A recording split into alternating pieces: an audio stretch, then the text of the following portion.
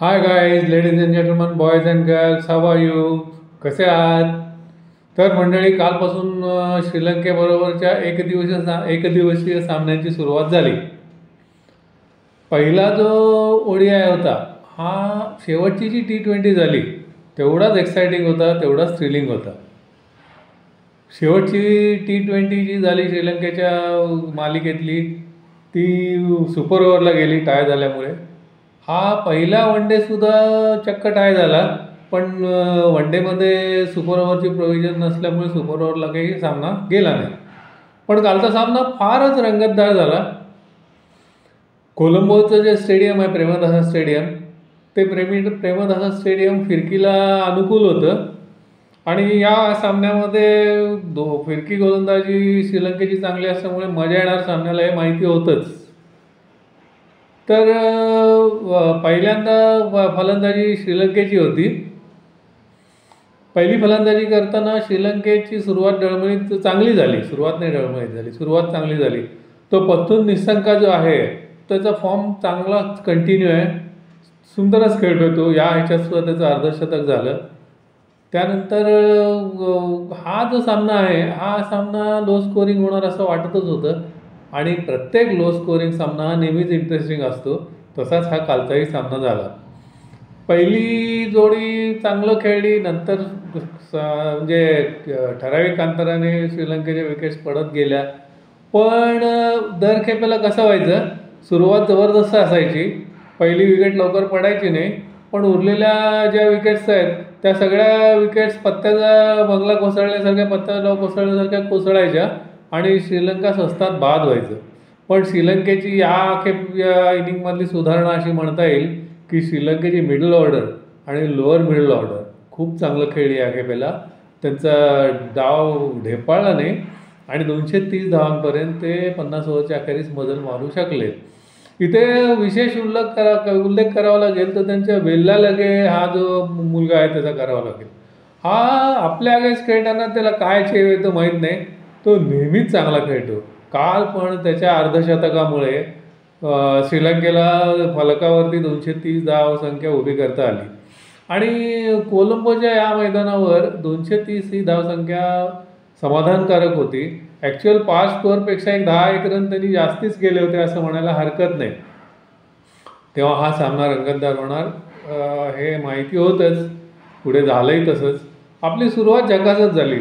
रोहित फॉर्मात असल्यावर काय, मग कुठलाही पिच असू दे, समोर कुठलाही बॉलर असू दे, काहीही असू दे, तो आपला हाणामारी सुरू करतोच.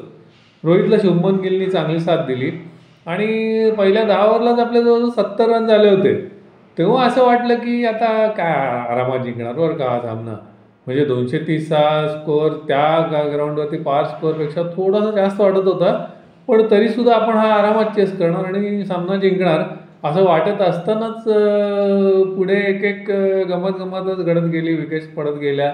खूप टफ झाली मॅच. शेवटी तर असा पेंड्युलम इकडे तिकडे हिंदकाळत होता. कोण मॅच जिंकेल, काय होईल, काहीही सांगता येत नाही. अशी परिस्थिती झाली होती. खूपच रंगतदार झाला हा सामना. आता इथे असं होतं ना की सामना संपल्यानंतर रोहितने जे सांगितलं की खरी जी आम्हाला जेव्हा चेस करायचं होतं तेव्हा खरी जी सुरुवात आहे ती पहिल्या 10 ओव्हरनंतर जेव्हा ॲट टँडम दोन्हीकडून त्यांचा स्पिन अटॅक सुरू होईल तेव्हाच होणार आहे आणि तसंच झालं. चांगला स्थिरावलेला शुभमन गिल एक खूपच वळलेल्या चेंडूवर मिड विकेट लेग साईडला फटका मारायच्या नादात त्याच्या बॅटची कड घेऊन चेंडू गेला मिड ऑफकडे आणि तो बाद झाला. त्याच्या पाठोपाठ रोहित झक्कास 58 रन काढून बाद झाला.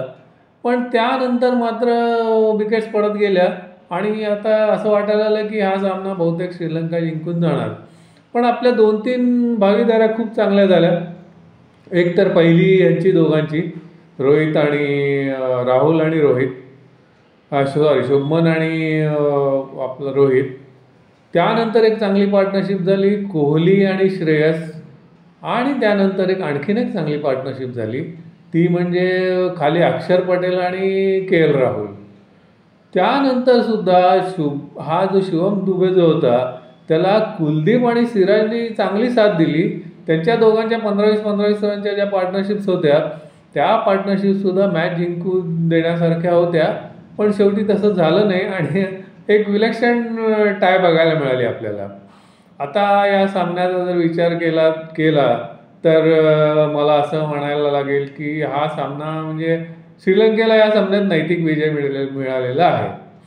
आता हे सामने आहेत श्रीलंकेत, म्हणजे श्रीलंकेला आपल्याला हवं तसं ग्राउंड बनवता येईल. आता श्रीलंकेची जर स्ट्रेंथ म्हटली सध्या तर त्यांची स्पिन बॉलिंग ही स्ट्रेंथ आहे, त्यामुळे ते स्पिनला अनुकूल खेळपट्टी बनवणार आणि त्यावर मॅच जिंकायचा प्रयत्न करणार आहे. काय वावगं नाही का याच्यामध्ये, सगळेच जण असं करतात. काल त्यांना त्याच्यामध्ये जवळजवळ यश मिळालेलंच होतं. आता उर्वरित जे 2 सामने आहेत ते पण अशा टर्निंग ट्रॅकवरच इथेच होणार आहेत आणि ट्रॅक टर्निंग ट्रॅक असणार आहे, मजा येणार आहे. आता काही फारशी समाधानकारक परिस्थिती आपल्या संघाची नाही आहे. आता काय होणार आहे, खरं इथे सगळं स्पिन बॉलिंगवरच असणार आहे आणि दुर्दैवाने आत्ता सध्या आपल्याकडे जे स्पिनर्स आहेत त्याच्यामध्ये आपले स्पिन अटॅक सुरू होतो कुलदीप यादवपाशी आणि संपतो पण कुलदीप यादवपाशीच आहे. वॉशिंग्टन सुंदर आहे, अक्षर पटेल आहे, पण आता अगदी तुलनाच करायची झाली तर आपला कुलदीप यादव हा एकच सध्या विकेट टेकर स्पिनर आहे. त्याला आपला साथीला 2 आणखीन चांगले युजी चहल किंवा आपला बिश्नोई असे जर विकेट टेकर बॉलर त्याच्या साथीला असले असते तर मग श्रीलंकेला या अशा पिचेसवर पण जड गेलं असतं. पण आज आता सगळी मदार जी आपली असणार आहे ती कुलदीपवर असणार आहे आणि एकंदरीत आजचा सामना जर पाहिला तर मला असं वाटतं आहे की हा जो सिरीज आहे ती जर श्रीलंकेने 2-0 जिंकली तर मला नाही आश्चर्य वाटणार. कारण बघा श्रीलंकेचं जे बलस्थान आहे ना ते त्यांची स्पिन बॉलिंग आहे. हसारंगे हा उत्कृष्ट स्पिनर आहे, he is a wicket taker bowler आणि हसारंगेला साथ द्यायला त्यांच्याकडे तो अखिल धनंजय आहे. अजून हा पण येऊ शकतो टीममध्ये तीक्षाना. त्यानंतर वेल्ला लगे तर बेस्ट प्लेयर आहे, उत्तम गोलंदाजी करतो, उत्तम फलंदाजी करतो. कालचा सामना तर वेल्ला लगे वर्सेस इंडिया असाच झाला थोडासा. पहिल्या महत्त्वाच्या 2 विकेट्स त्यांनीच काढल्या. तर एकंदरीत तर काय काय होतं आहे बघायला गेला तर पुढचा सामना जो आहे तो लगेचच रविवारी आहे आणि आपल्या संघात आता बदल काय फारसा अपेक्षित आहे असं मला वाटत नाही. कारण सूर्या आणि हे आपापले इनिंग खेळून रिंकू, हार्दिक सध्या अवेलेबल नाही आहेत. आता हे 2 खंदेवीर परत आलेले आहेत, रोहित, विराट, त्यांच्याबरोबर आपला राहुल पण आहे. संघ आपला निर्विवाद सर्वश्रेष्ठ संघच आहे, काय त्याच्याबद्दल काही शंकाच नाही.